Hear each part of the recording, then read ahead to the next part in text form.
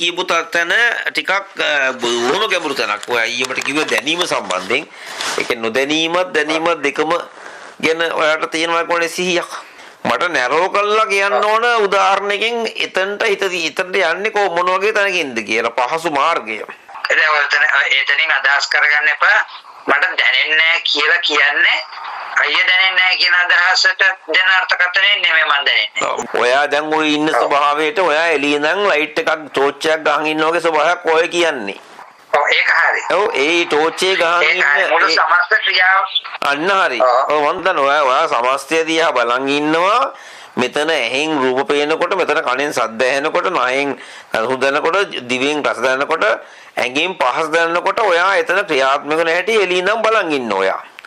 අවදිමත් බවක් තියෙන ඔයාට. ඒ අවදිය මේ විඥාණය ඇසුරු කරගෙන එන අවදියක් නෙමෙයි. ඒ නොදන්න ස්වභාවය කියන තැන මේ වුණොත් හරියට ඒ කියන්නේ අපි සිහියයි අසිහියයි කියලා වෙන් කරනවනේ දවස තුළ. එහෙම වෙන්වීමක් කරන්න බැරි වෙනවා. ඒ කියන්නේ කරන්න බැරි වෙනවා. නොකර ඉන්නව නෙමෙයි. ඒ කියන්නේ කරනවා නොකරනවා කියන දෙකම ඉක්මව. එතන ඇත්තටම දැනීමෙන්ම වුණොත් ඕක ධර්ම මොනවාගේ දන්නවද? උදාහරණයක් කියන්නේ අශලෝමයක් අතකට පළලා ඒ වගේම කොටසකින් එකට විදින එක එච්චරට අමාරුයි කියලා. ඒ කියන්නේ දැනීම විදියටම අහුවෙච්ච කෙනාට දැනීම කියලා එකක් හිතෙන්නේ නැහැ. එතෙන්ට සමස්තයක වට කමන්නේ. සමස්ත දැනීම කියලා කිව්වොත් කෙනෙක් නම ගන්න පුළුවන්. හැම දැනීමක්ම අහුවෙන එකයි කියලා සමස්ත දැනීම කියන්නේ. වැරදිද? අන්නේ අර්ථයට යනවා. එහෙම තමයි යන්නේ. මේ දැන් දැනෙන සමස්තම දැනීම කියන එකට හිත යොමු කරලා ඊපස්සේ එක දැනීමක් ගැන මේ කන්සන්ට්‍රේට් කරන්න කියනවා. එතකොට එතන විඥානය ඒක සමස්ත දැනීම. ඔව්. ඒක සමස්ත දැනීම කියලා මොකක්ද අදහස් කරන්නේ? මේ හැම දැනීමක්ම දැනගන්න එකද? ඇඟෙන් හරි නහයෙන් හරි දිවෙන් හරි මුත කියන ස්වභාවයෙන් දැනිය හැකි දැනීම ඔක්කොමට සමස්තයක්ම දැනීම එකක් හැටලා අරගෙන එක දැනීමක් ගැන අරමුණු කරන්න කියනවා. එතකොට පොඩි යන්නේ එතනනම් පොඩි සැකයක් තියෙනවා. මොකද දන්නවද? දැනීම ඔක්කොම අරගෙන එකක් විදියට බලනවා කියන එකයි දැනීමෙන් බලනකොට දැනීම හම්බ නොවන තැනක දකින්න එකයි සෑහෙන වෙනසක්. ඔව් ඒක පරස්පරයක් තියෙනවා. මේ සම්පූර්ණ පරාසයම පේන එක ඔක්කොම දැකීම එකක් අරමුණු කර නැතුව කිසිම අරමුණක් දන්නේ නැහැ. මේ පේන එකෙන් අර 180 ප්ලැට් කොලයක් විතරනේ කොහොමද ෆොටෝයක් ගත්තා වගේ. ඒක දිහා සම්පූර්ණයෙන්ම කන්සන්ට්‍රේට් කරන් ඉන්නවා එක අරමුණක් ගන්නෑ. පින්තූරයක් වගේ නිකන් එකම බැල්මක් ඉදලා එකක්ම අරමුණු කරනවා. ඔර්ලෝසුව අරමුණු කරනවා. එතකොට ඔර්ලෝසුව අරමුණු කරනකොටම ඔර්ලෝසුවයි. එතකොට අරමුණු කරන එක පේන එක හරි. ඔව්. අරමුණු කරන එක පේන එක හරි. අර යට අරමුණු කරන එක සමුදයක් විදියට දකින්න පුළුවන් වෙන්නේ නේද? සමස්ත දැනීම කියන තැන මේ සමස්ත දැනීම දැක කෙනෙකුට දැනීම කියලා එක බලෙන්වත් ප්‍රකට කරගන්න බෑ. ඒ නුමහත්. එතන අමුතුවෙන් වෙනම දැන් ඔන්න එක කියන තැන හරියට බැලුවොත් ඔන්න එක කියන්නේ අර දැන් තිරේ ඔන්න අපි તો ටීවී එකක් තියන ඔන් කළා. ඔන්න එක කියන්නේ channel එකක්වත් නෙමෙයි. ඒකවල දැන් channel ඔක්කොම අරන් ඔන්න එක අර්ථ දැක්කොත් හරියද? ඒක වැරදි. සමස්ත දැනීම කියන්නේ හරියට දැනීම කියන්නේ channel එකකට සමාන කරන්නකො. දැනීම කියන්නේ channel එකට සමාන කරන්න. channel ඔක්කොම අරන් ඔක්කොම තුලින් තිරේ දකින්න පුළුවන්ද කියලා මම අහන්නේ. ඉස්සෙල්ලා එක ලියාගන්න. දැන් channel පහක් තියෙනවා නම් එයා කියන්නේ channel පහම එක channel එකක් හැට ගන්න. එක channel එකක් අරන් එකක් හැට අරගෙන ඒකේ එක channel එක වෙන වෙන කරගන්න. අර channel 1 මේක 2 මේක 3 මේක ඔව් එයා channel පහ අරන් එකක් හදන්න කියලා කියන්නේ මම කියන්නේ පහ අරන් අර ඔන්න එක කියන එක හදන්න පුළුවන්ද කියලා මම අහන්නේ සම්බන්ධයක් තියෙනවා. සමස්ත දැනීම මේ channel වල සම්බන්ධයක් නැහැ කියලා කියන්නේ සම්පූර්ණයෙන්ම. නෑ ටීවී එකේ channel 10ක් 100ක් කියන. හොඳ. channel ඔක්කොම ටික එකතු කරා. ඔක්කොම channel ටික කියන්නේ ඔන්න එක නෙමෙයි හොඳ. ඒක තිරේ නෙමෙයි. ලොකු ඔන්න ඔතෙන්දී ඔය දැන් මම කියවනේ කේකේවා කුණු වැටුනොත් අයියෝ දැන් පාදගෙන එන අවස්ථාවේ අයිය සම්පූර්ණ කොණ්‍යන හොඳ දැන් එතනින්. සමස්තයක් හරිය දැනීමක් තියෙන වෙලාව ගත්තොත් මොල්ලේ අහුවෙලානේ ටීවී මේ අති දෙයකට. නිත්‍ය වෙලානේ එතකොට ඒක.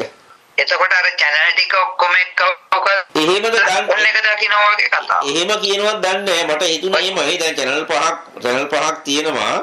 හැබැයි channel පහ තියෙන්නේ එකම channel ලොකු channel එකක. ඒතර mother channel එක තියෙනවා. mother channel එකේ තමයි මේ channel පහක් තියෙන්නේ. මේ channel පහක් දාපු mother channel එක දිහා තමයි සමස්ත දැනීමෙන් ඉඳලා එක channel එකක් concentrate කරනවා. ඔව් හැබැයි මෙහෙම එකකුත් දකින්න ඕන.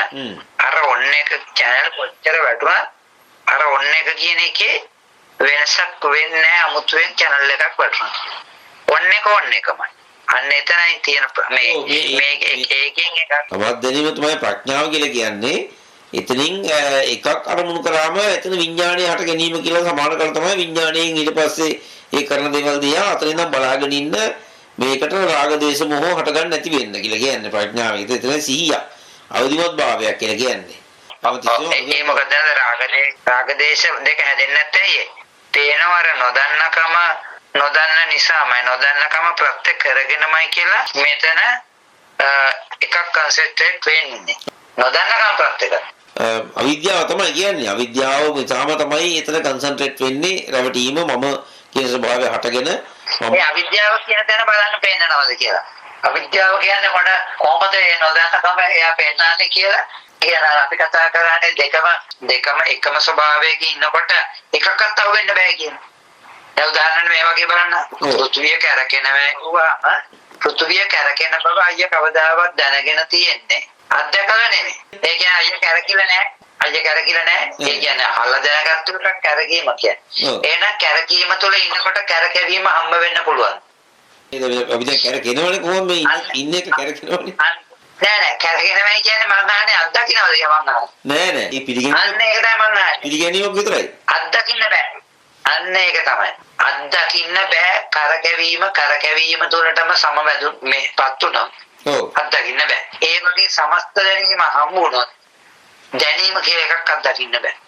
අන්න ඒ වගේ. ඔය කියන සමස්ත දැනීමට ආවා පෘථුවිය ඇතුලේ කරකැවෙන පෘථුවිය හිතියට කවදාකවත් අපි කරකැවෙන්නේ නැහැ.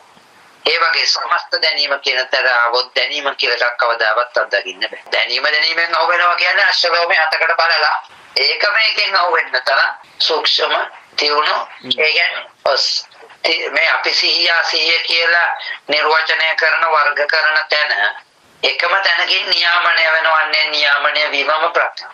එකම තැනකින් දෙකම පේනවා. අසිහියෙන් ඉන්න තැනත් පේනකොට සිහියෙන් ඉන්න තැනත් පේනකොට ඒ කියන්නේ වෙන් වෙන බවක් පේනව නෙමෙයි. මේ වෙන්වීම නොයදෙන ස්වභාවයක පිටනවා. ඒ කියන්නේ මොකද්ද සමස්ත සිහියක් පවතින. ඒකට සමස්ත සිහියක් කොට කමන. දැනීමක් මොකක්වත් නෙමෙයි, අසීමක් දැකීමක් නෙමෙයි. සමස්ත සිහිය. අපි මේ ලෝකයේ අසිහියෙන් ඉන්න අවස්ථාවත් මේ ටච් වෙනවා. අස් ફોකස් වෙනවා. සිහියෙන් ඉන්න අවස්ථාවත් ફોකස් වෙනවා.